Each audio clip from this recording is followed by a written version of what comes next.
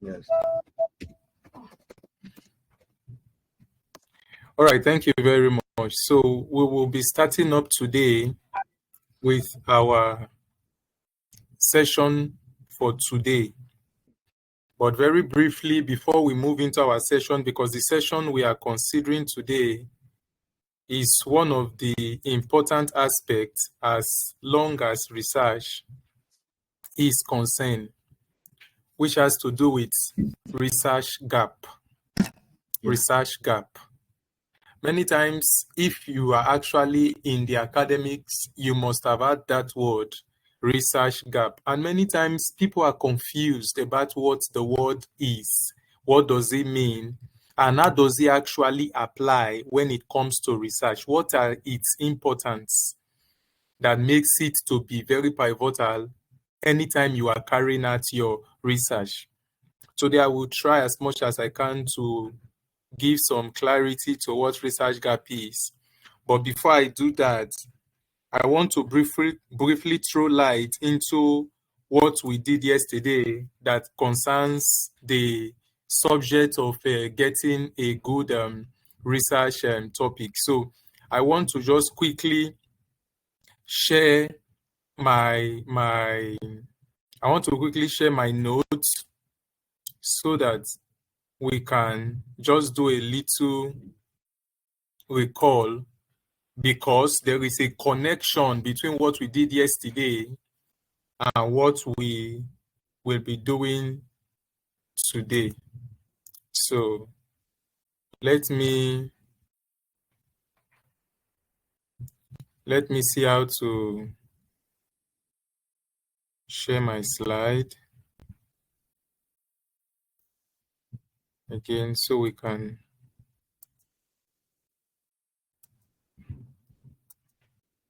All right.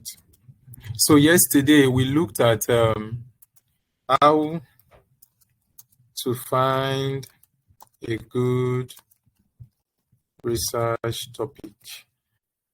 Now, these are the points I want to highlight. Number one, you have to identify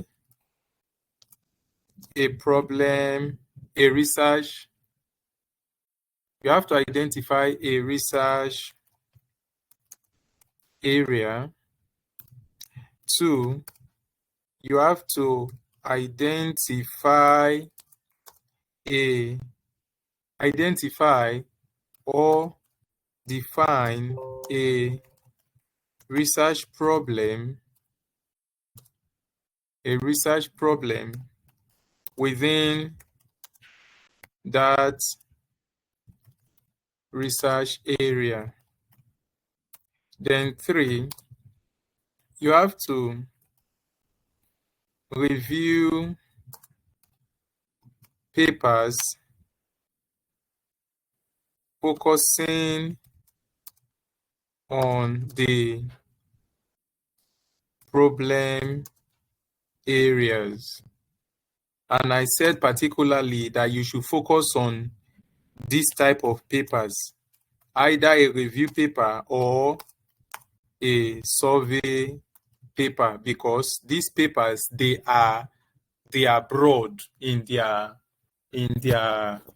approach. They try to summarize a number of literatures that are done in a particular area to summarize the things that has been achieved and those ones that are not yet achieved. And that can give you a very clear understanding if the problem you are trying to solve has not been solved or it has been solved, so that you will not bother running around that problem area too far.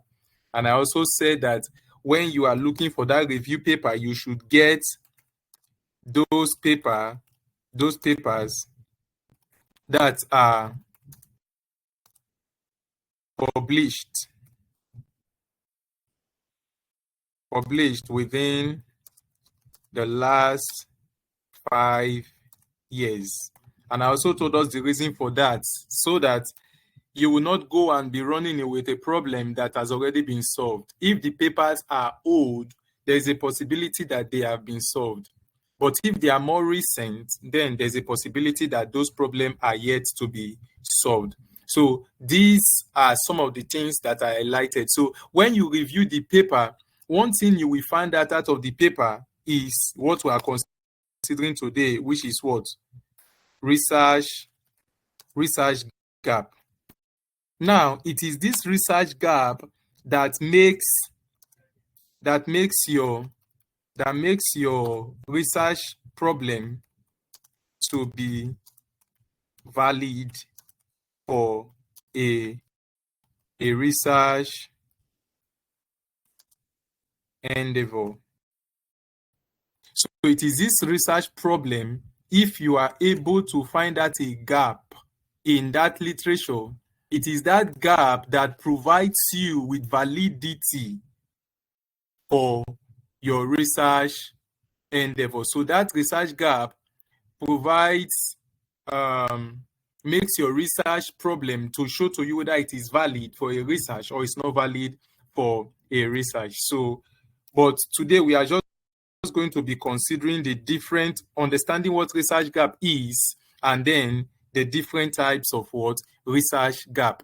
Because most times some persons, all they just think about research gap is just what did the person do and the person did it wrongly. No, that is not all about research gap. Research gap is there are a lot of things that can form a research gap.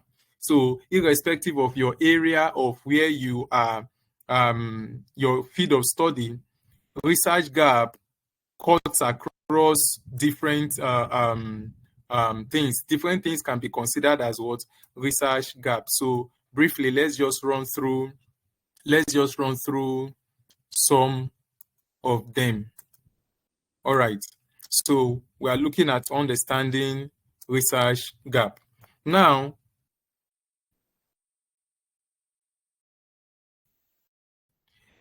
graduate studies, anytime you are embarking on a postgraduate study, it comes with this pressure for you to carry out a research that will add new knowledge to your field. But identifying and articulating a research gap is one of the most crucial steps in defining the purpose and contribution of your study to the body of knowledge. So as a postgraduate student, one of the first and most critical challenge that we face is in identifying a research gap. So this gap serves as the foundation of your research, and it defines the unique contribution you will make to your field. So what I'm trying to say in essence is that it is research gap that makes your research endeavor, or the problem you are trying to research to solve, to provide solutions to, it is that research gap that makes it to be academically valid, that makes it to be scientifically valid, that makes it to be suitable for a research endeavor. So, but before we delve into how to find these gaps, it is essential to understand what it is and the different types of research gap that exist. So, what is research gap? A research gap is an unanswered question, an unexplored area, or inconsistencies or limitations in findings within a field of study that presents an opportunity for new research and the advancement of knowledge. So that is what research gap is. It's just an area in a certain research area that still has questions that has not been answered. It's just areas that has not been explored in a particular research area. It could be inconsistencies. Maybe somebody has done a research in a particular field, and when you pick those research together, they are not showing uniformity. They show some kind of inconsistency. That can be called a research gap, because there will be need for a research that should validate or should confirm or approve that a certain findings is actually true. Then sometimes it could be limitations that are in findings.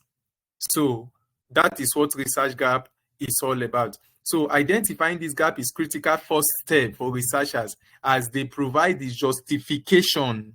Take note, it provides the justification for a study, that is for a research, and indicates a lack of established understanding that a new study can fill. So you will usually find gaps by reviewing recent studies, that is recent articles, recent publications, and looking for what they say is still unknown or need more research. So I hope this explanation about research gap is understood. So let's look at the types of research gaps. There are a good number of research gaps, but I picked a few of them that are more closer or common than the others. So one of them is the empirical gap.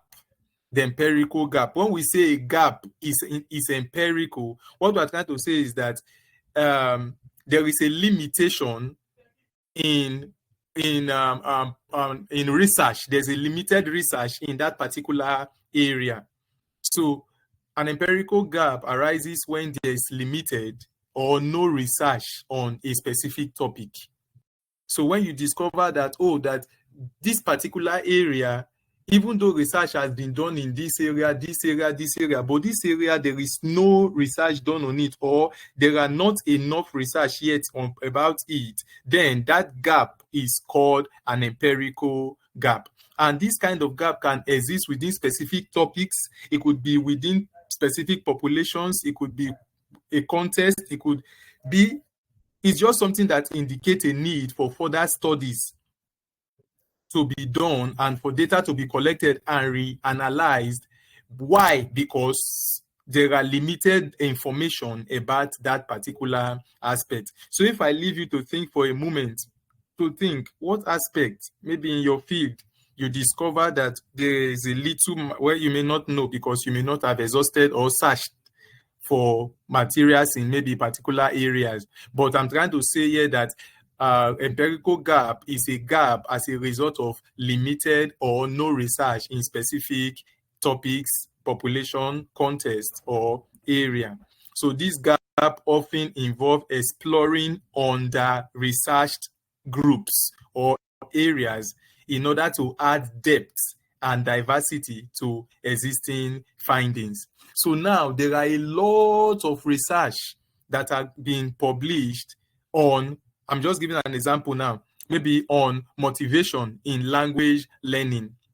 But when you now come to the factors that motivates a particular population, like say the adult population in a particular rural area, sometimes there are not enough information that is targeting that population in that particular area. So you cannot take that up as a research gap and say, okay, I am trying to research into the factors that motivate this particular set of people who live in this particular area. So that can be an example of a research that seems to consider or focus on empirical gap. So by addressing an empirical gap, a researcher contributes new data, because by reason of the fact that there is limited or no research in that area, it means that for you to be taking it up as a research, you will need to collect new data. You will need to carry out new analysis, and you will need to come out with new findings. So by carrying out a research that fills an empirical gap, a researcher will contribute new data and then findings that expand the scope of what is known about topics, especially in contexts that have been overlooked or underlooked. So another kind of gap in research is the population gap. When we say population gap, a population gap exists when research has overlooked a particular demographic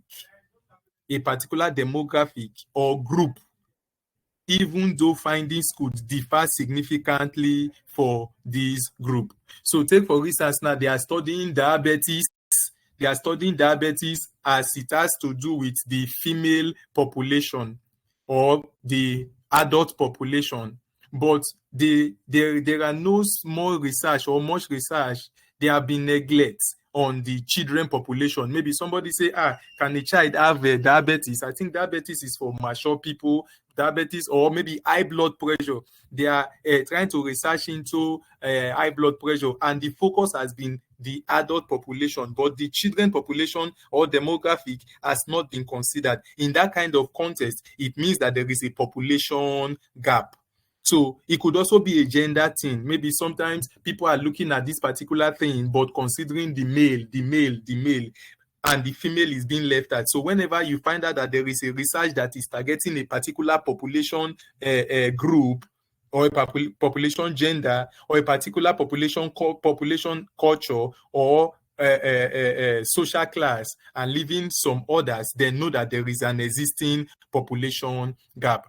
So look at, for an example, most studies on digital literacy has focused on college students, leaving a gap in understanding among older adults. So when you see those studies that are being carried out on who should be researched upon when you are talking about digital literacy, who are the people you should focus on? They want to focus on the youth, the young people, but they leave the adults out of it. So in that kind of context, you can identify that as a population gap, and you will seek to carry out a research in that area. So you will need to go and collect data from that particular population, which is the older adult. So this data will address the population gap by investigating digital literacy skills and challenges among adults aged 60 and above.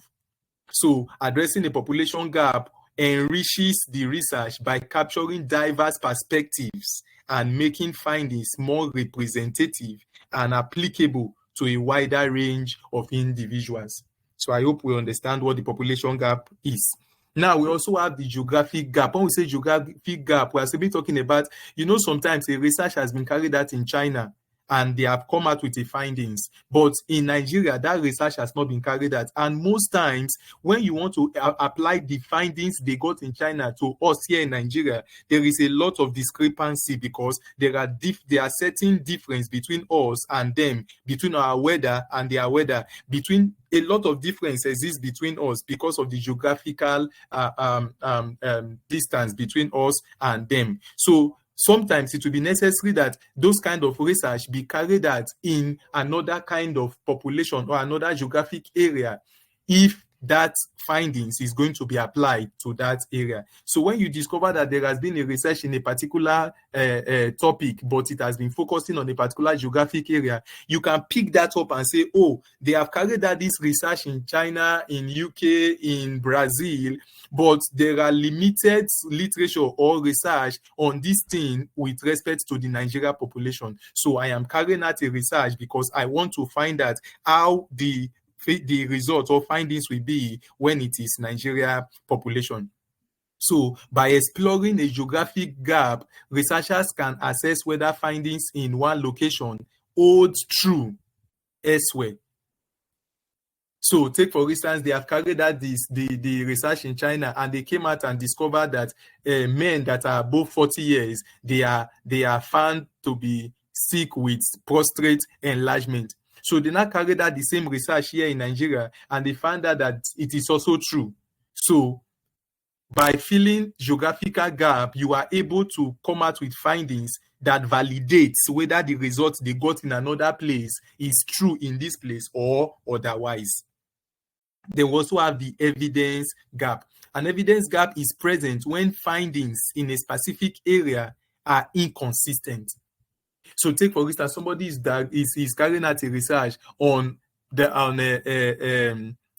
plants. Let's take, for instance, the maize plant. He's trying to find out a certain thing about the maize plant. He carried out that research by collecting maize in this particular side of Kaduna, and he also went to the Kaduna South and collected data. And after they did all the findings, the results they are getting from the two sides, they are not showing consistency, even though the data that were collected, they were the same, and then the analysis carried out was the same. But it seems like there are some inconsistency, and that cannot make that research to be conclusive in terms of findings. So that means that there is an evidence gap. What does an evidence gap do? This gap suggests the need for additional studies. Yes, there are inconsistencies, but there is a need for additional study that will either confirm or refute or reject the existing findings, or sometimes that strengthens the evidence or clarify uncertainties. So that is a kind of gap that can also be found in literature. So you pick this literature and it came out with these findings, you pick this one, it came out with these findings, and all of them, they are centered on the same research problem, but they are all getting different results. It means that there is inconsistency. So that you can call an evidence gap, and you are trying to carry out a research that will either validate or refute those findings from those literature. So filling an evidence gap reinforces or challenges prior findings. So when you carry out a research that is focusing on an evidence gap, at the end of the day, you will either come out with a findings that strengthens the knowledge that is in existence or that challenges it. Then we have the conceptual gap. Now, a conceptual gap arises when key concepts in a field are either undefined, underdefined, or not well understood. So when you discover that there are certain key concepts in certain fields, but people does not really understand it well, or the literatures that are available have not succeeded in giving a clear understanding about those concepts, that kind of gap, when you want to fill it, it is called a conceptual gap. That is, this gap could involve that you would have to redefine terms. Like there was a certain time I was asking somebody that in the primary school, those days when we were in the primary secondary school, they said something that they defined agriculture, and they say agriculture is the cultivation of land for the growing of crops, rearing of animals for man's use. So sometimes last year, and I called somebody, I said that definition at this our present generation is no longer valid. There is need for research that will further expand that definition, because I was telling the person that at this our present time, it is not only on land that plants grow. People now grow plants in water, people now grow plants in the air, people now use different medium, not just land alone. I say, so that definition is supposed to be researched again into and redefined. So it means that there is a conceptual gap in the definition of that particular concept. So you now carry out a research to check, okay, apart from land, can there be other things that can be used to grow plants? Then you go ahead and do the practical, collect your results, analyze it, and come back. And the end of that, your research is going to be that particular concept will be redefined. I don't know if you are getting what I'm trying to explain, but that is what the conceptual gap can be all about. So addressing a conceptual gap enhances clarity and consistency and applied, which is especially valuable when new or complex terms emerge in a field. So we have practical gaps. A practical gap or application gap occurs when theories or findings have not been translated into real-world practices, limiting the understanding of their practical implications. So there are times whereby certain research has been done, but in the real life, they have not been found used to be practically applied to real-life problems. Now, you can take that as a practical gap and say, oh, this thing was found by so-so author or by so-so literature, but this can also be used to apply to the problem of insecurity in Nigeria. This can be applied, this particular principle, this formula, these findings from this literature, it can boost the healthcare in applying it to diagnosis, or it can boost agriculture by applying it to crop weeding, and you now want to apply it to a more practical problem. But previously, the knowledge is exist as just a theory. So there can be this kind of practical gap where a theory has not been found to be applied to real world practices. So when you want to now undertake a research that want to translate a theory into application into a real life problem or challenge, that kind of gap you are feeling is what they call practical gap. So by addressing the practical gap, researchers contribute by showing how theory impact real world situations, helping practitioners implement evidence-based strategies effectively. So we have the knowledge gap. A knowledge gap occurs when there is a general lack of information on a topic, often due to limited existing studies. This is one of the broadest type of gap and typically applies to relatively new or emerging topic. So you can find knowledge gap exists in topics that centers on maybe artificial intelligence, or this new knowledge that is popping up. So you will, or maybe application of artificial intelligence to a certain area, maybe healthcare, maybe education, and you discover that the knowledge, there is a general lack of information. Researchers efficiently going to interface with this subject, or this understand it from the basic or better, to see how to demystify or see how to make simple that particular knowledge and make it available, so that anyone your findings, the person is going to have clearer understanding or information about that particular area. So filling a knowledge gap can be particularly impactful when studying emerging trends. When studying trends that are just coming up, they have not been well understood, they have not been, the knowledge is not well available.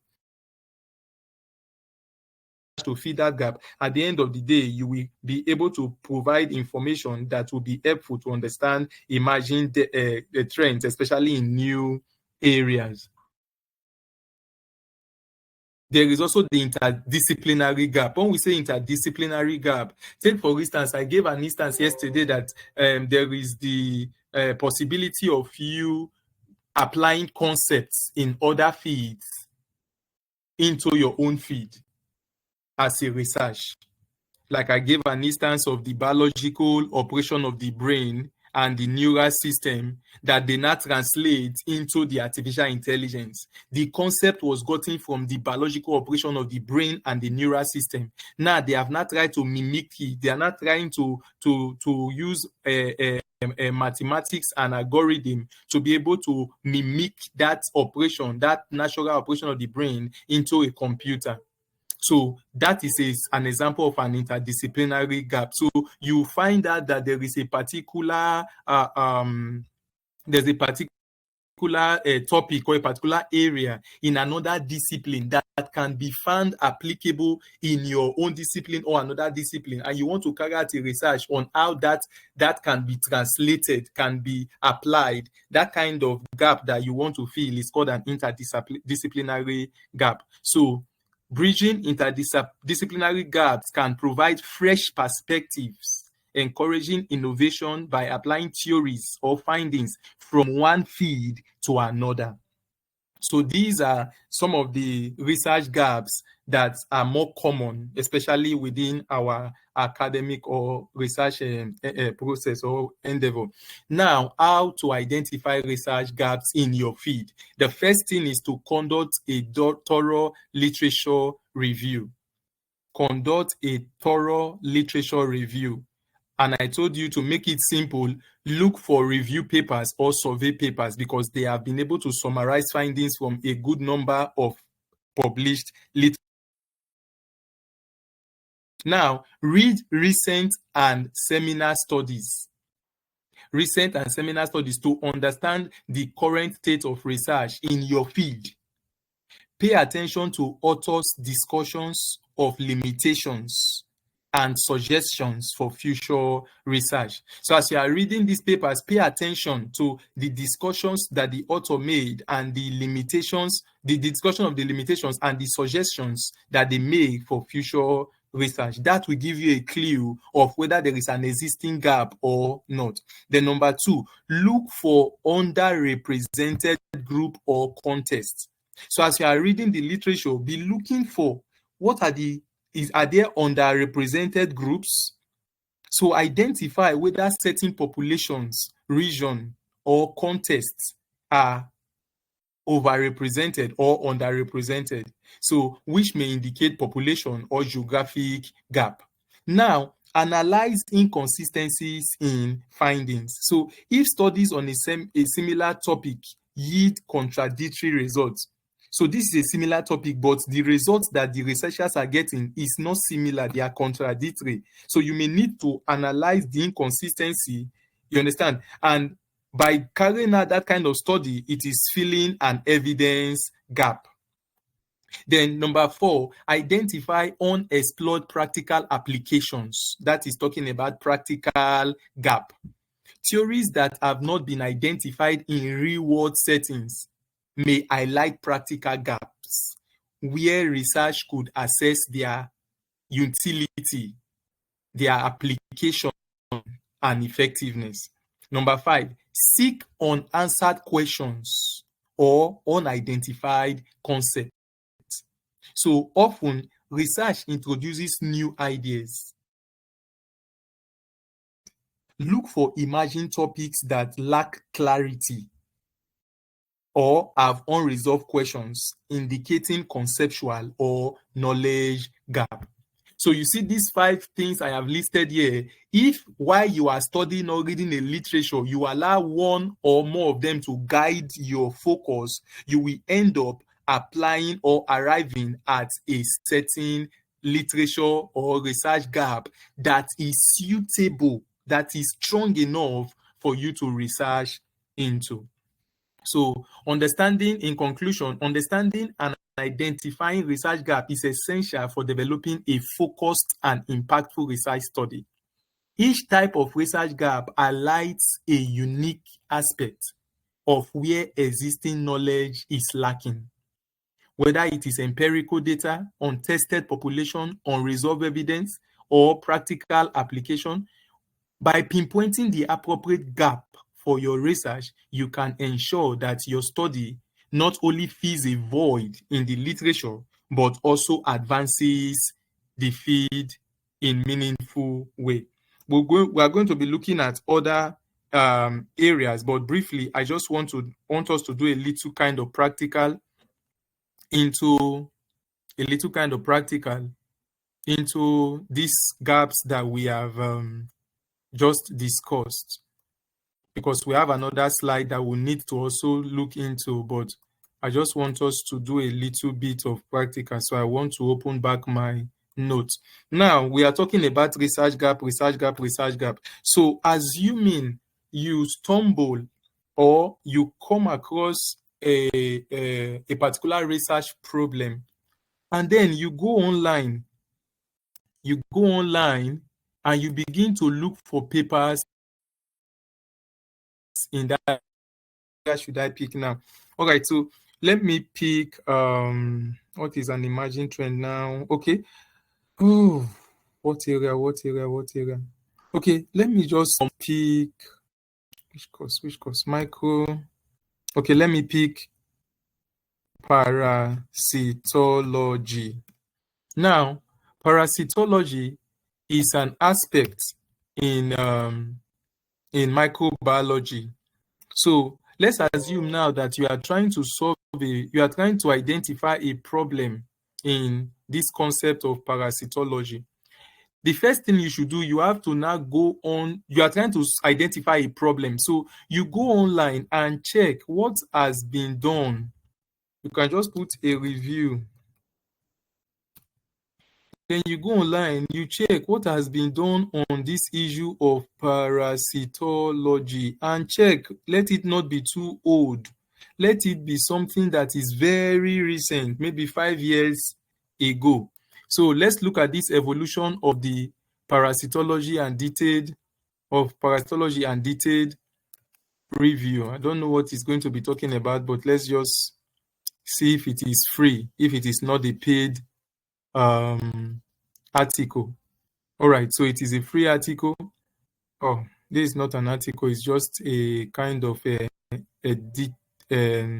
kind of editorial. You know, this is an editorial, it's not an article. An editorial is a kind of publication, but it's not an article. It's not as comprehensive as an article. So there are still other types of publications. It's not only articles that are published. There are other types. We have editorial, we have articles, we have books. So, but this is an editorial, so it's not containing information, the kind of information that we are looking for. Let me go to Google Scholar. So let's put in that parasitology. Now, this parasitology can be concerning a number of things. It could be considering it as a field or trying to consider specific challenge or area of that parasitology. All right, so let's go for a more recent review. So, inversion of the 4 kingdoms, the parasite journey across plant and non-plant hosts. I don't know if this is a review paper, but artificial intelligence powered microscope transforming the landscape of parasitology. So it is considering parasitology as a field now, as a field or an area of study. That is what this particular topic is trying to look at, as an area or as an area of study, parasitology. Okay, so the effect of parasite infection on fish body condition, a systematic review. Okay, let's pick this one. So, don't know if it's free. Okay, let's see. So we are trying to look at it now. Okay, so we are trying to look at this. Let's see if we are able to actually specifically get a gap. Let's see if we can get a gap just by glancing through, because this, I think, is a review paper. So let's see if we can be able to get a gap, because it is that gap that influences what we can call a research problem or a research topic can be coined out from. So I told you that when you come into this, you first of all go through the abstract. So using host body condition indices based on the relationship between host body mass and length is a general and pervasive negative effects of parasites on host health. Although many researchers, especially fish biologists and fishery managers, commonly utilize BCIs, the overall general patterns among BCI infection relationship remains unclear. Here, we first systematically reviewed 985 fish BCI infection relationship from 216 publications. You can see it now. This one review considered 216 publications, of which if you want to go and be reading 216 publications, it may take you a long time for you to be able to come out with an understanding. But this paper has already gone through 216 publications, so that when you want to now look at the findings from this paper, it is more easy for you to now get the challenges and the achievements that those papers have been able to come to in this area, this parasite infection on fish body. So now, and I told us that when we come to, so this is what they said. They say we found that most studies were heavily biased towards specific BCI measures, such as photons BCI and relative BCI. Furthermore, studies using photons BCI were more likely to report significant results compared with those using other BCI measures, suggesting that index choice could lead to an overestimation of the negative effect of parasites. Our meta-regression uncovered that the use of parasite intensity as an infection measures and studies based on experimental rather than natural infections were more likely to report significant negative effects. However, there were no differences among parasite taxonomic group. Surprisingly, many studies, especially field studies, did not report significant negative correlations between BCI and infections, contrary to widespread expectations among researchers that parasites would negatively affect fish health. We discuss potential mechanisms underlying these results. Finally, we make several recommendations for the use of BCI infection relationship in future studies. So with this, we have been able to understand what this review is actually tailored toward. So not to just go around trying to beat about the bush, you can just go straight to the findings or recommendations that the paper actually came out with.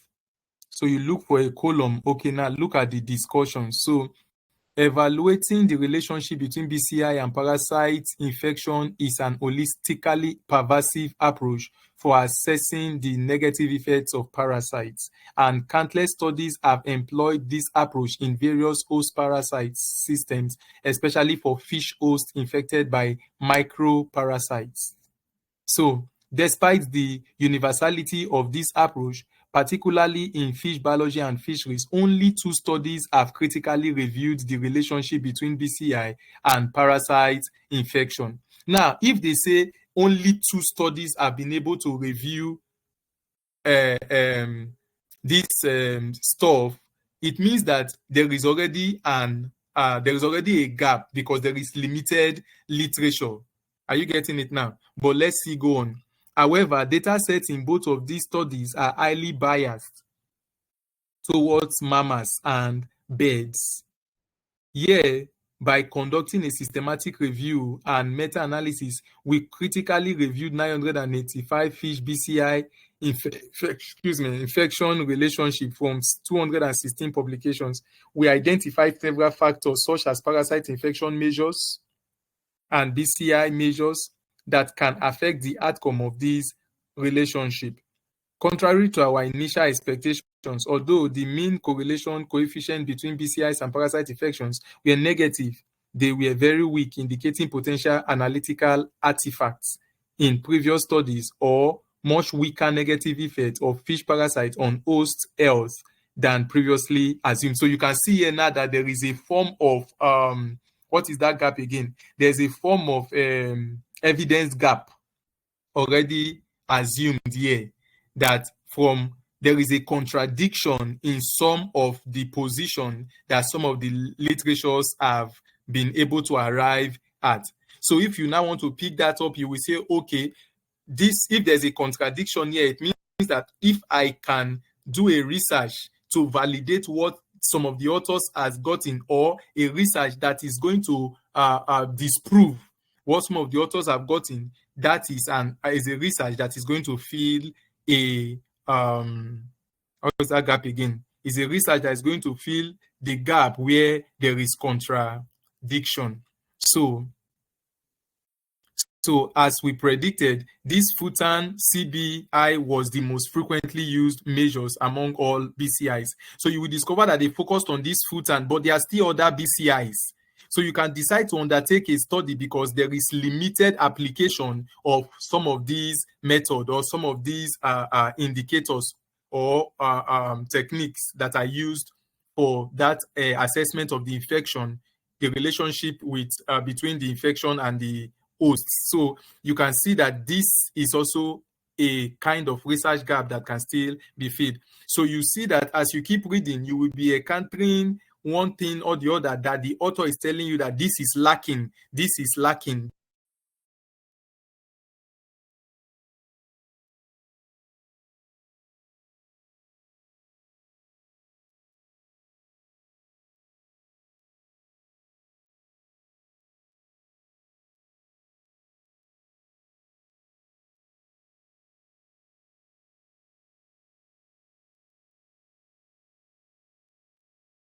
Hello. Hello, we are not hearing you again. Oh.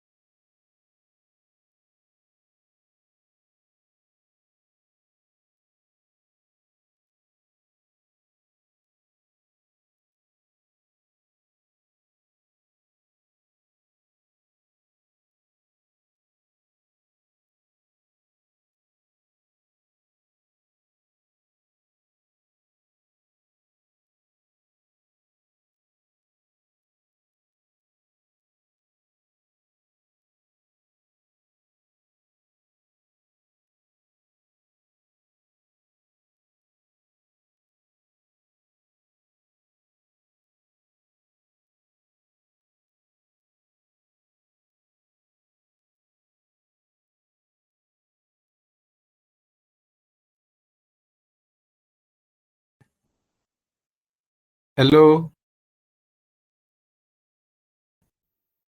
Yeah, we can hear you, sir. You can hear you now. Yeah, we can hear you now. All right. I don't know.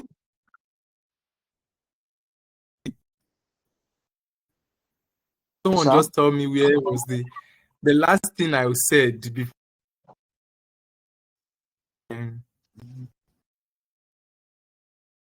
About.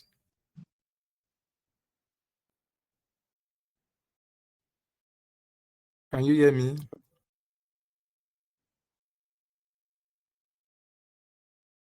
Yes, we hear you now. Sir, you are talking about parasites. Hello, sir, can you hear me?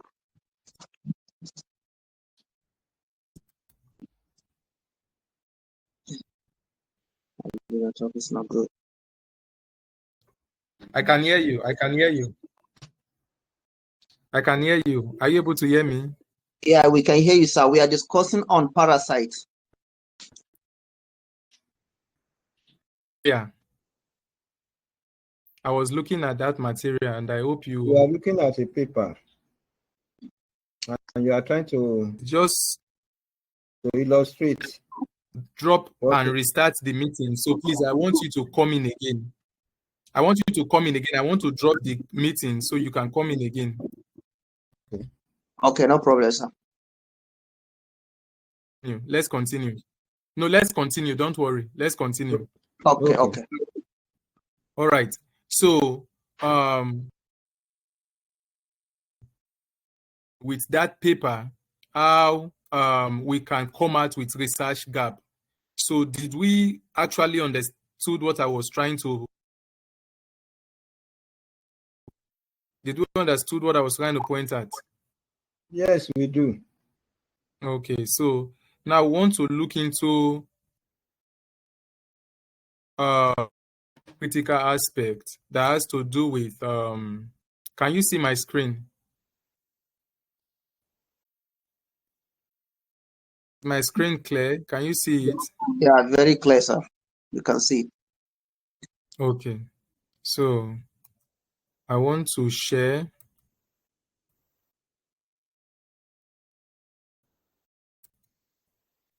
All right, I'm trying to share what's a particular slide, and it is maximizing MS Word for efficient research writing. Is that what you are seeing? Yes, sir. Yes, sir. That's what you are saying. Yes, sir. All right. Thank you very much. You're welcome.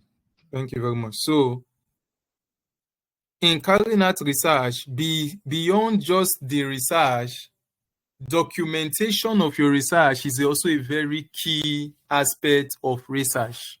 In short, that is the last phase in the research phases, documentation of your research. And for you to document your research, there are certain editors. We are more common with the Microsoft Word, but there are a whole number of them that are out there. We have technical sense, some organization or institution, they want you to use LaTeX for your document editing and creation. But here in Nigeria, we are focused on any of the Word editing tools like Microsoft Word, like WPS.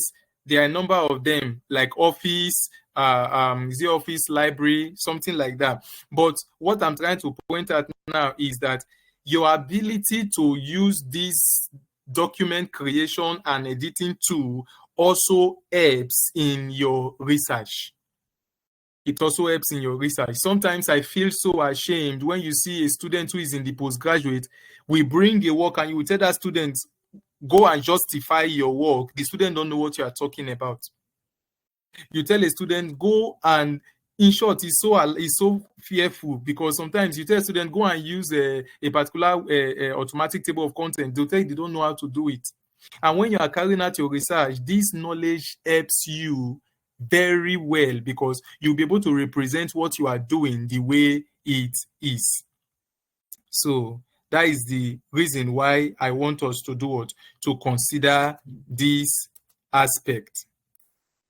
So we are looking at that maximizing MS Word for efficient research writing.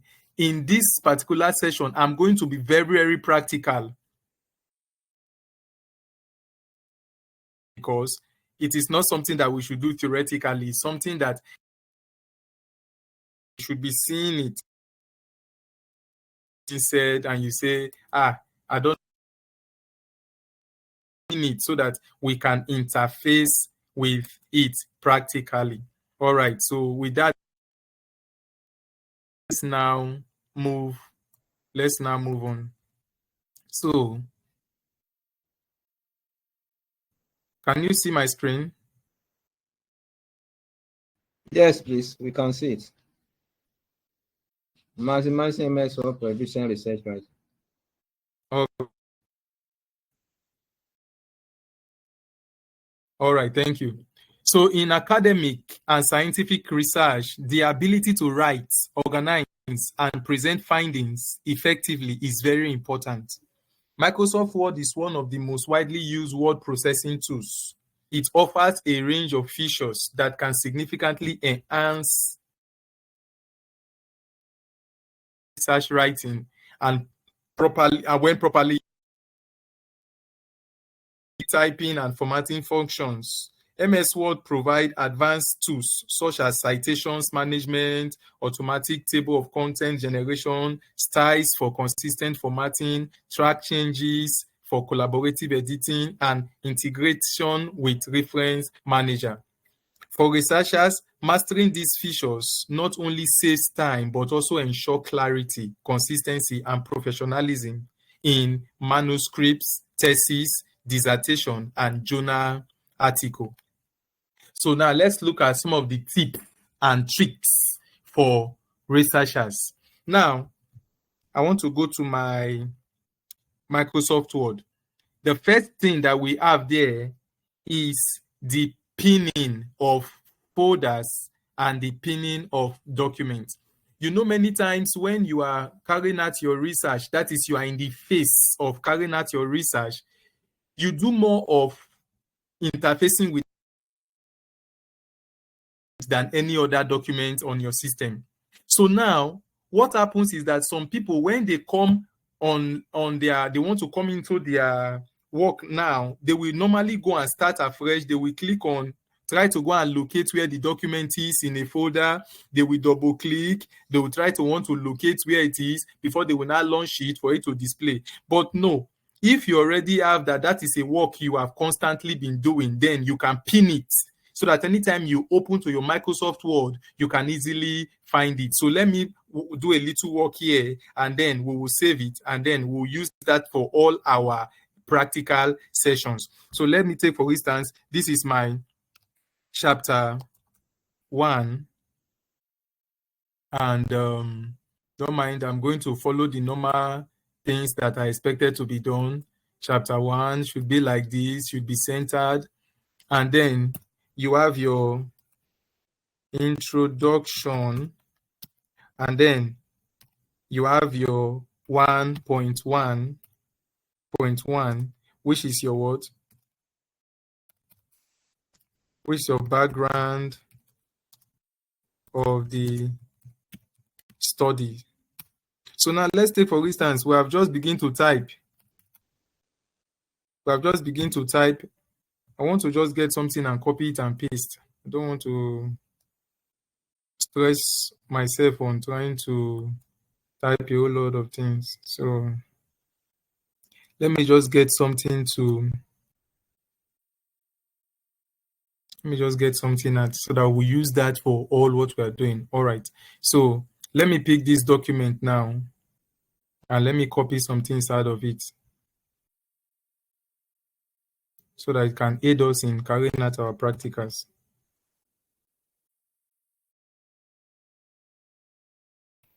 So now, first of all, I was talking about the pinning.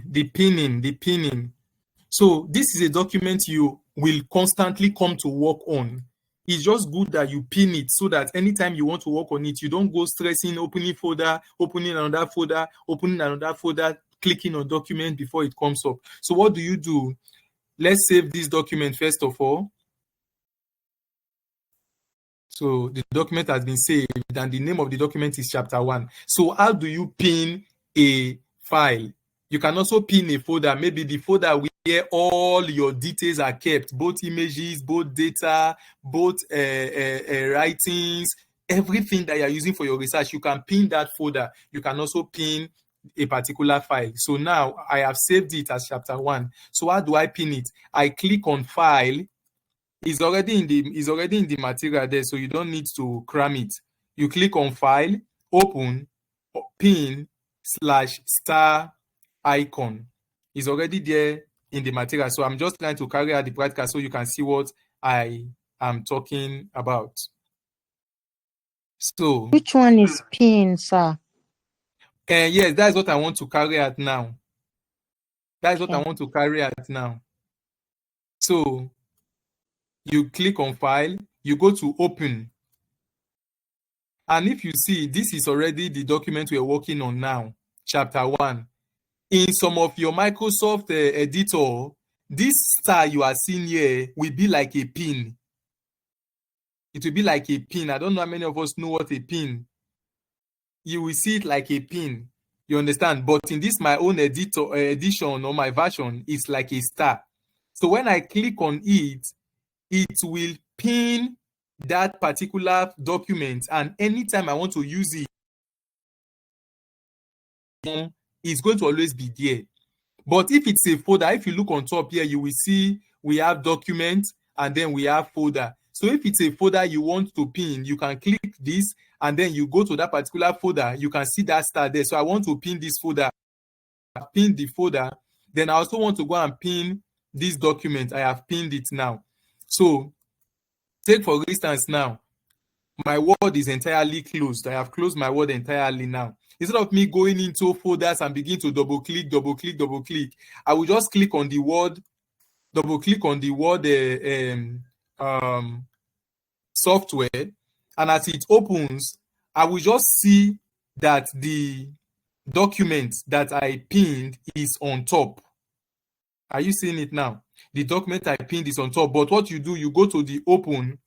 When you go to the open, on the aspect where you have documents, you will see that my document already pinned. Then if you click on folder, you will see that my folder already pinned. So even if all these other folders are removed, maybe you did not touch them after a long time and they are removed, this particular one you pinned, it cannot be removed. It will always be there. So that being said, let's open the document again so that we can continue our practical session. So now, the next thing is selecting word, line, and paragraph using mouse click. Selecting word, line, and paragraph using mouse click. You know that we are so conversant with when you want to select, you put your cursor like this at the front and you begin to drag. You begin to drag. You'll be dragging and dragging and dragging until you come. But there are easier way for you to do it. So if it is a word, you want to select a word, instead of you clicking like this and dragging it onto the end, all you have to do, just double click on that word and it will automatically just select that word. To select, just double click on it, it will just select that word. Then take for instance, it is not a word that you want to select, you want to select an entire line. Instead of you coming now to begin to click and drag and drag and drag to the end of the line, just go to the front of that line. As you are moving your cursor, just pay attention to my cursor. As I'm moving the cursor, you will see at a point the cursor will change into an arrow. Did you see it? Please confirm to me. Did you see it? Yes. Yes. So if at that point now, if I click it, it will highlight that entire line. Are you seeing it now? So take for instance, it's an entire paragraph. Maybe this entire paragraph now, I want to select it. Instead of dragging and dragging and dragging, all I have to do, just click 3 times. That entire paragraph will be selected. So if I click 1, 2, 3, it selects that entire paragraph. So I think, do we understand that now? So I have it's a already question. all right. That first one, I'm not yet okay with it though. Which of them? Especially that pinning side you talked about. It's not clear. All right. So just pay attention. What I'm trying to say in respect to that pinning is that there are times whereby when you have started doing your research as a PG student, when your research has started, most times, anytime you come on your laptop, it is your research you want to work on. You want to either type something, you want to read it, you want to add something, you want to. So it means that it is good for that thing to just be close by so that you don't need to be clicking and clicking and clicking. So if you want to do that, what you have to do, pin that particular document you are working on so that anytime you open the Microsoft Word software, you can just go straight and pick that document instead of going through folders. So how do you do that? You go to File. File is on this tab here. Can you see the file? Can you see the file? I'm asking. Yes, I can see it. Yes. All right. So you click on the file, then you go to Open, and then all the files you have been working on, all of them are here. But if you observe, as soon as I pinned this one, it separated this one from the rest of them. Are you seeing it? It separated it from the rest of them. So anytime I come here, even if all these ones are no longer here, all these ones, even if there's no longer here, this particular one will still be here. Is it clear? Yes. So all you have to do for you to pin it is for you to just click. Are you seeing it? As I click it like this, it moved it to another section. If I unpin it, you'll see that it will bring it down to the others. Are you seeing it? You unpin it by clicking on it again, right? Yes, by clicking on it again. Yes. Okay. So is it clear now?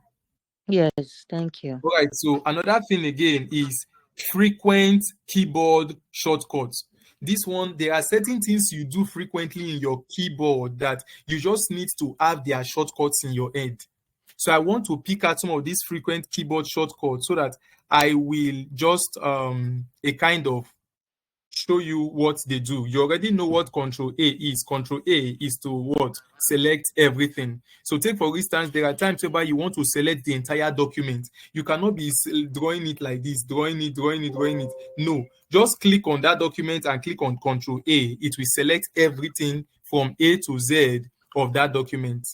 Because sometimes you want to apply certain formatting and you want it to affect every aspect of the document. So for you to do that, you select all the document and click on that particular formatting. So take for instance, okay, let's go on. That is for Control A. The next one is what? Control B. Control B is for bolding. So take for instance, you need to bold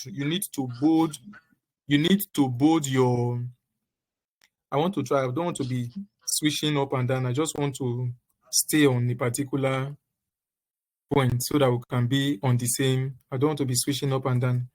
All right, so take for instance, we want to do what? We want to bold. So for us to bold, what we need is what? Control B. So if you have already succeeded in highlighting the place you want to make bold, just click on Control B and it is already made bold. Now, another thing is Control C. Control C is to copy. So let's assume you want to copy this particular thing you have already selected. You just click on Control C, then you move to where you want to paste it. When you get where you want to paste it, what do you click on? Control V. Control V. It will be pasted there. Then we also have what we call Control J. Control J is to justify. Many times when you are finished typing your work, some people, they will put it on left justification. You are seeing it now, it's on left justification. And here in Nigeria, they say that your research should be justified. If you look at the ending of this thing, you will see that it is one of the end is straight and smooth, while the other end is rough, as if there is a kind of zigzag. But what they expect you to do is to justify. So how do you justify? Select that particular place that is left justified, and then do what? Click on Control J and it will become justified. We also have Control I. Control I is italicized. So if I click on Control I, you will see that it has turned every of that paragraph into italics. Those who are in biological sciences, there are certain things in their research that need to be italicized, especially all these botanical names of family. You need to italicize them. So for you to do that quickly, maybe you get to that particular word, just double click on the word and Control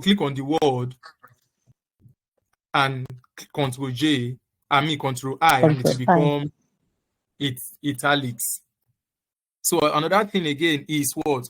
The control plus the square open bracket. I'm talking about this now. Control and the square open bracket, then control plus the square close bracket. What do? The control and the open bracket makes your font to be small, while the control and the close bracket makes your font to be bold, bigger. So let's try it now. So now I am clicking control open bracket. You will see that it is becoming smaller. Are you seeing it? It's becoming smaller. So when I click on control the close bracket, it becomes bigger.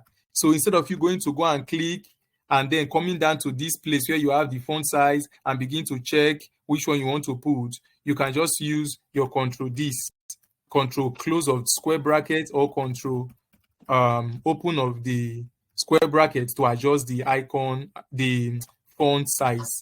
Is that clear? Then we also know what Control S is. Control S is to save. It's very important as you are working on your document, keep clicking Control S so that anything can happen and you may just find out that you did not save your work, and that can be very, very frustrating sometimes. So always ensure you click your Control S, which is to save. Then we also have what we call Control Enter. What we mean by Control Enter? It is to do what? To break a page. You know, sometimes you have worked on a document and it has come to this point and you want that particular page to end with this particular sentence here. But if you look at, there is another sentence here still in the page. Sometimes you just want to shift this particular sentence down to the next page. What do? Just click on the end of that particular last sentence, then click on Control and Enter. Are you seeing it now? Click on Control and Enter. It will move that sentence to the next page. But there is something I want to show you, but I will show you later, because as you are looking at the screen here, you are not seeing anything. But I want to show you something is there, because sometimes we get frustrated because you are not seeing all the things that is in the page. Because of that, you get frustrated.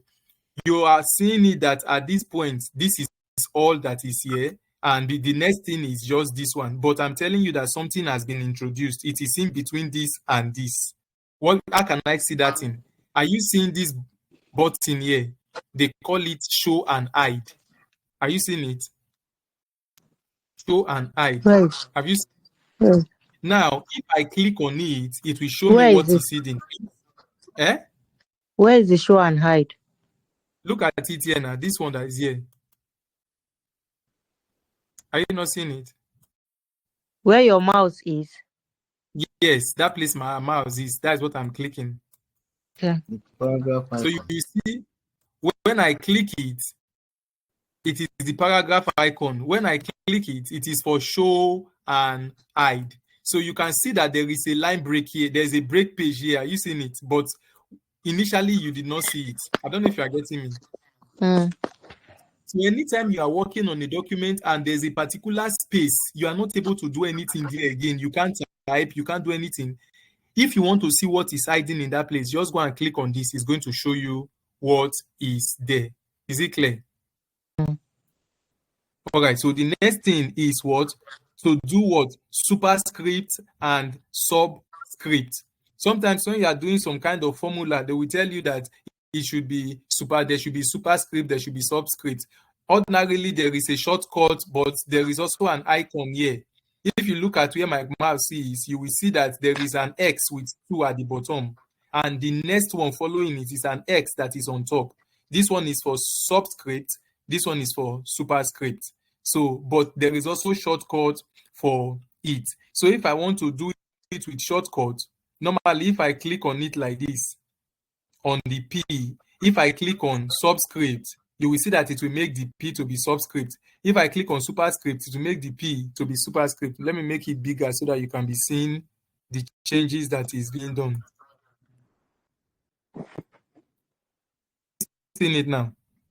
So you will see that the P has become a superscript as I click on this, but as I click on this, it has become a subscript. But is there any shortcut for doing that? Yes, there is a shortcut. What is the shortcut for superscript? It is Control and Shift and plus. Control Shift plus on your keyboard, it will become superscript. Then what about for the subscript? It is Control Shift and underscore. It will become subscript. All these are already in the material, so let me not dwell so much on them because of our time. So if you go through this, you will see them already there. Then the one that have not been explained, I think those ones are the ones I will explain briefly.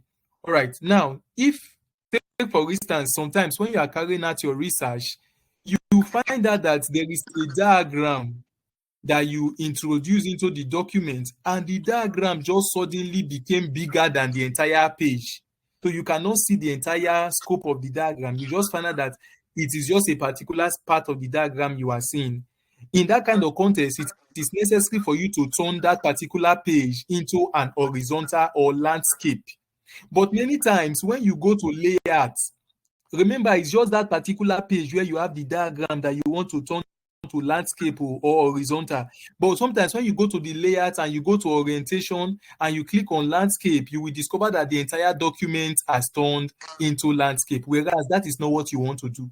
What you want to do is to turn that particular page, let us say this second page now, that is what you want to make a landscape. But putting it on landscape, the entire document has been made landscape. So how do you overcome this kind of challenge? Now, let's turn it again into a portrait. All of them are in portrait now. So how do we turn it into landscape? Now, go to the end of the first document before that particular page, the end of the first page. I mean, the page before that page that you want to make landscape. Go to the end of it and click your cursor there. Then you will see where you have breaks. Are you seeing breaks here? Are you seeing breaks here? Are we together? Yes. Click on that breaks, then come down to next page. Next page. Click on the next page. Then at the end of that particular document that you want to make landscape, click on the last line there. Go back again to that breaks and click on what? Next page. As long as you have done this, what you have succeeded in doing, you have succeeded in separating this page, this particular page, from the rest of the document. So anything you are applying to this particular page will not affect other pages. So now I want to apply landscape to this page. So I click on the page, I go to orientation, I click on landscape. You discover now that the first page is not affected, just that particular page that I want to make landscape. Is it clear? Is that clear? Clear? Yes. Are you sure it is clear? Is it still? Kinda. All right, so let's continue to be clear. When the material come into your possession, you'll be able to find that. I will try to. And another thing again is, let's move on now to the next slide. Another thing is the paragraph spacing. You know, there are some of us, they will tell you that the document should be single line spacing, the document should be double line spacing, the document should be 1.5. And you know that some of us, when we'll be looking for it, how do we do it? How do they do it? How do they do it? I don't even know how they do it. What will I do? Now, this is what you do. This is what you do. Let's assume now that this document, the manual way of doing it, you will come, highlight that particular part, and then you come here. You come here. Are you seeing where my cursor is now? When you come there, you click it down, and this one is 1 line spacing. This one is 1.5 line spacing. This one is 2 line spacing. But sometimes you want to just use the shortcuts. You just want to use the shortcuts. So what do? As you have highlighted what you want to do, just click on Control and 1. It's going to be what? 1 single line spacing. Then if you click Control and 2, it will become double line spacing. Then if you want to make it 1.5, I put all of them, I put everything here. I'm coming. Everything is here. If you want to make it single line 1.5, all you have plus 5. Are we together? Please, could you repeat that again? All right. So I said, for you to do your line spacing, for you to do single line spacing, Control 1. You want to do double line spacing, Control 2. you want to do 1.5, Control 5. Okay. All right. So then find and replace. Find and replace. There are times whereby you are finished doing a document, but there are particular words that you want to change them, but they have appeared in many areas of your material. You cannot be going to look for them one by one and be finding them to get them. So what can you do? There's a shortcut that you can use to do that. So what do? You click on the document and then you click on your Control Shift and sorry, I'm coming.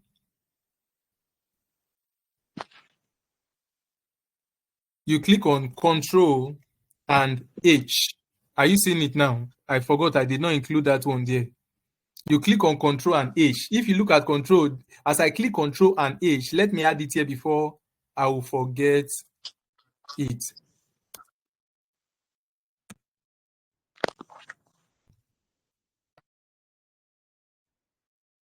So this one is for what?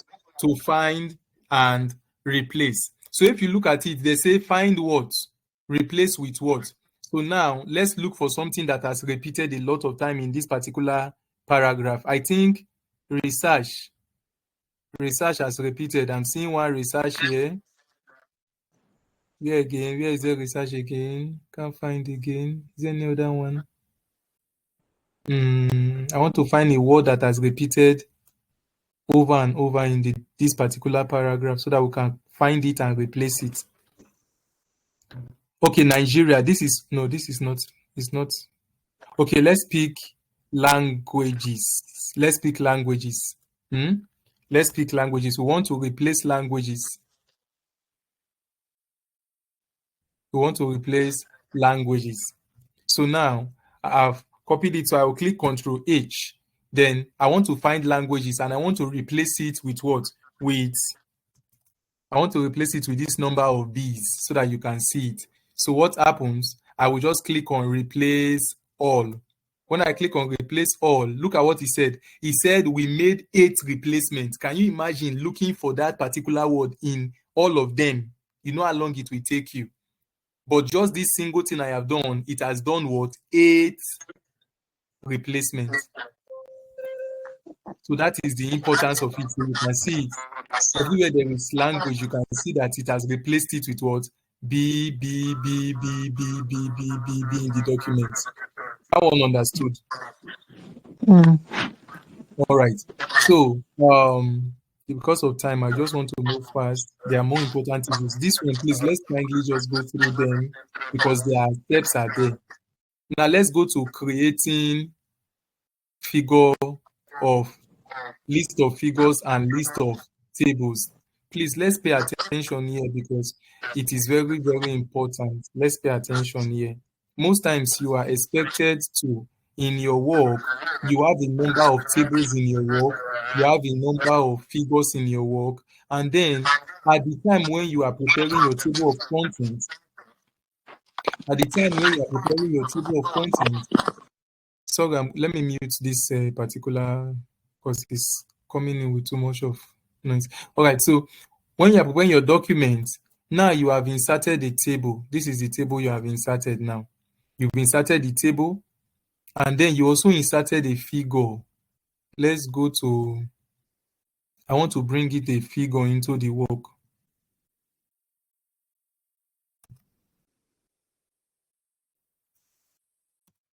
You have also inserted a figure. This is the figure now. So you want to create a list of table and a list of figure. But you want it that when you do it, you should do it automatically. Not like you will be trying to come here, look at the page number, type it, go back again, come back, look at this. No, you just want to have it automatically. So what do? First of all, you go to that particular figure, you click on it. When you click on that particular figure, you will go to references. You go to references. The step by step is in the material. So when the material falls into your possession, you can get it perfectly. You go to references. When you get to references, you go to insert caption. Insert caption. When you click on insert caption, here is already saying figure 1. But if that is not actually what you want, you can come and click on new label. And in this new label, you can type it. Let me say I don't want figure. I want something like this. Fig. I want it to be fig 1. And if I expect to also have other figures, that means I'm going to have 1.1, another one will be 1.2, another one will be 1.3, and so on. So I have established a new label now, so I click on it. So after I have done that, I will now click OK. When I click OK, you will see this thing appear automatically here, figure 1.1. So I now label it. I say workshop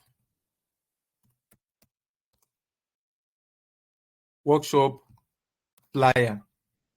Now I want to use this I want to create a list of figures, and I want this particular one to be captured there. What do? I go to the place where I want to insert the list of figures. I type my list of figures, then under I want to insert a list of figures now. So what do? At this part here where I took the insert caption, at the top, you will see something there. It said table of figures, update table of figures. Then this one is insert cross reference. So you will click on this. When I click on it now, it will bring out this dialog, the dialog. So I will check, is this the caption that I want? If it's not the caption that I want, when I click down, I will see the captions that are available. But this is the caption that I want. So what do? I will just click OK. When I click OK, you will see that automatically it has brought in that particular figure that I labeled here. The same thing is true for list of tables. I click on the table, I come to insert caption, and then it's not figure now. I want table. So I will click on new table, new label. Then I will click on tab. And I want to put, in case there's going to be tab, table 1.1, table 1.2. Then I click OK. Then I click OK. You will see automatically it has brought this thing here. But remember, the labeling of table is not supposed to be at the bottom. It's supposed to be at the top. So you can easily just pick it from here and take it to the top. There is nothing has gone wrong. It is still there. So you go to the top. Take for instance now, that is where you want to put your list of tables. So my list of tables, I do the same thing. Now I want to introduce us to something quickly before I move on. If you observe this word that I typed now, you will discover that it is not looking like the way I want it to look. I want it to look like this, but it is not looking like that. Normally, you are going to come and select it and begin to look for font, begin to look for size, begin to look for bolding, all of them. But there is a particular functionality that you can just use quickly, and it will transfer the format of this. It will transfer it to this. And what do we call that? We call that format painting. That is what you have here, format painter. This thing you have here, format painter. So all I have to do, I will come and I will click on this. I will click format painter. Then I will come and also click on this. I'm coming. I'll click on this, click on format painting. Then I will come and select where I want that format to come into, and it automatically take that format. So that being said, let's now insert our table that we have created. So you come here and you click. What I want is tab. But if it is not tab you want, anything you want, as far as you have created it, it will be here. But what I want is my tab that I have created. So all I have to do is to click OK, and it will bring out my tab. So look at my tab is already brought here, but because I did not label it, so I want to label it. Workshop tab. As I have labeled it now, all I have to do is to come back here, and do what? Update. I will update now. Update now. So if you see, it has automatically now updated. Do we understand this? How to do this list of figure and list of table? Please speak to me. Are we together? Yes, sir, we understand it. Oh, say I understand it. Okay, but if you did not understand it, still the material covered it. When you look into the material, you will see the step by step I just did now. All of them are captured inside of the material. Is that clear? Is that clear? Yeah, it is. It is Yes, clear. sir, it's clear, sir. Then there's another thing that students normally have problem with. You know that the preliminary pages of your document is in Roman numerals, while the main page is in Arabics. We know that, Abi. Many times, when students are doing their page numbering, when they get to that point, they get frustrated. Yes. Or sometimes, the first preliminary page, which is the title page, some people will say, don't put any number there. When student gets to that point, they are frustrated because they put number, they remove number. It's just, the work is not just making sense. So I want to use this document now to do numbering, but I want to also number. I will put in Roman numeral in the first 2 pages. Then in the other pages, I will put my Arabic numerals. Then the first page, I will do it that there is no number on it. So let's go. So first of all, for you to insert page number, you come to your insert, and here you will see page number. You click down. Where do you want the number to be? Is it at the top of the page, at the bottom of the page, wherever you want it to be? But in your academic document, they say it should be at the bottom and in the middle. So we come and we pick this one. We pick this one, we click it. And if you observe our work, you click close. You will see that our work has now been numbered. Are you seeing it now? Our work has now been numbered. But the numbering of our work now is in Arabic numerals. Is it clear? But we want this first 2 pages now to be what? Roman numeral. So what do? We come to this point of the page at this end here. Let me turn on my paragraph so that you can see the details. I come to this point of the page. Then I will click on the page like this, and I will click on the page like this, and I will come to my layout. When I come to layout, I will click on breaks. Then I will come to what? Next page. So take notes, next page. All right. Now, it means that I have separated this first page and this second page from the rest of the document. How do I know that? I want to change the numbering now on this first page. Let me see what will happen. So I click on it. I go to my insert, go to my page number. I will now go to format page number. Click on it. Then instead of 1, 2, 3, I will change it to what? Roman numeral 1, 2, 3. Then they will ask me here. They will say starting at. I say I want it to start at Roman numeral 1. So I click OK. So what you will discover now is that this my first page here is what? Roman numeral 1. Can you see it? Roman numeral 1. Then if you come to the next page, it's Roman numeral 2. But if you come here, you will see that it is Arabic 3. Is it clear? Yeah, it is. All right, so you can see now that we have succeeded in demarcating the document so that we are able to give them different numbering style. Look at it. Look at it. Is it clear? But you now observe that if this page is our preliminary pages, it's 1, 2, it means that the main page should start from 1, not from 3. Is it not so? So for us to now change it to 1 so that it will start numbering the main page from 1, you go back again to your layout, to your insert, go to your page, this thing, then you go to format. When you go to format, you click on it, and starts from, you say you want it to start from 1, then you click OK, you will discover now that this one started from 1. To now go on like that. Is that clear? Please, All right. can you repeat that? Please, sorry. One. Last one, please. All right, so you know that I want to Control Z now, Control Z. If you observe, let's assume that this page that is having Roman numeral is your preliminary pages in your research document. Then this page now that has the Arabic numeral is your chapter 1, the starting of your chapter 1, and it's supposed to carry Arabic numeral, but it's supposed to start from page 1, not page 3. Are you getting me now? Okay.